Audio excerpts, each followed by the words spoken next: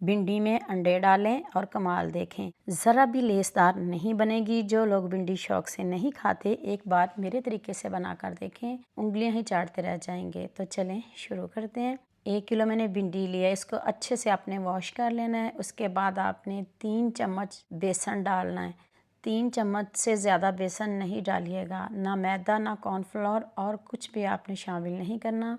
साथ ही आप इसमें 2 अंडे शामिल कर दीजिएगा।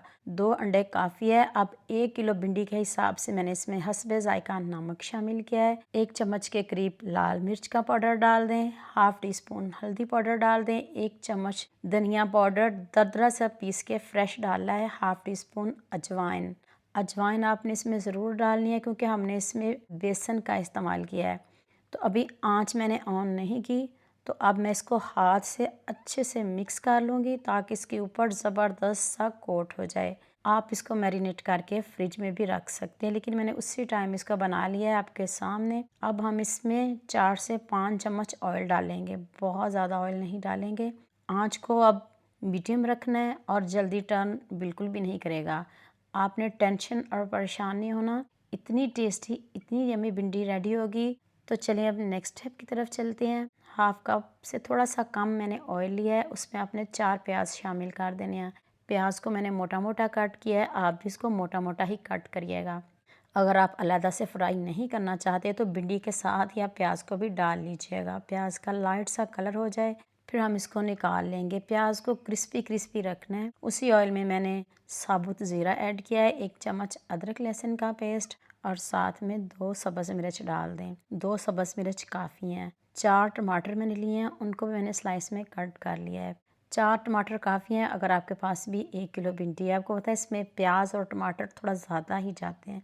तो अब हमने इसकी बहुत अच्छे से बनाई करनी है। इधर नमक मिर्च मैंने कुछ भी शामिल नहीं किया क्योंकि मैंने परफेक्ट नमक मिर्च डाल ली है, मुझे दोबारा डालने की ज़रूरत नहीं है। टमाटर की अच्छे से बुनाई हो जाए फिर हम इसमें भिंडी शामिल कर देंगे। यहाँ मैं आपको याद दिला दूँ, अगर आपको मेरी रेसिपीज़ पसंद आ रही हैं तो जल्दी से मेरे फेसबुक पेज को भी फॉलो कर लो और साथ में मुझे यूट्यूब पे भी सब्सक्राइब कर दो। एक तरह से प्यार होता है, मोहब्बत होती है, खुशी होती है कि आपको मेरी रेसिपीज़ पसंद आ रही हैं। 1 चम्मच लेमन जूस डाल दें। मेरा गला ख़राब है तो मेरे गले को इग्नोर करें और मज़े मज़े की न्यू रेसिपीज़ लें और मेरे गले के लिए भी दुआ करिएगा जल्दी से ठीक हो जाए।